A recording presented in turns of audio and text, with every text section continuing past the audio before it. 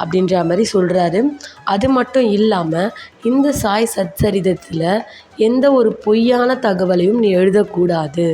அதே மாதிரி நார்மலாக இருக்க ஒரு விஷயத்த ரொம்ப மிகைப்படுத்தி பேசுகிறது, ரொம்ப பூசி மொழுவுறதெல்லாம் இருக்கக்கூடாது. என்ன இருக்கோ உண்மையை மட்டும்தான் சொல்லணும். அதே மாதிரி ஒரு பொருளின் நன்மை தீமை இதை பற்றின விவாதங்களும் எதுவும் இருக்கக்கூடாது அப்படின்ற மாதிரி சொல்லியிருப்பார். இந்த விவாதம் அப்படின்ற வார்த்தையை கேட்டதுமே ஹேமந்த் பந்துக்கு அவருக்கு இந்த ஹேமந்த் பந்த் அப்படின்ற பட்டம் எப்படி பெறப்பட்டது அப்படின்ற ஞாபகம் அவருக்கு வருது. என்னென்னா அவருக்கு 2 நெருங்கிய நண்பர்கள் இருக்காங்க. காகா சாஹிப் அண்ட் நானா சாஹிப் அப்படின்னு. இவங்க 2 பேருமே பார்த்திங்கன்னா இவருக்கு ரொம்ப நெருங்கிய நண்பர்கள்ங்க.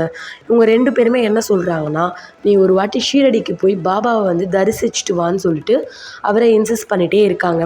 இருந்தாலும் இவரும் போகணும்னு நினைக்கிறப்பெல்லாம் எதனா ஒரு தடங்கல் வந்துடுது. அப்படி அவர் ஒரு நாள்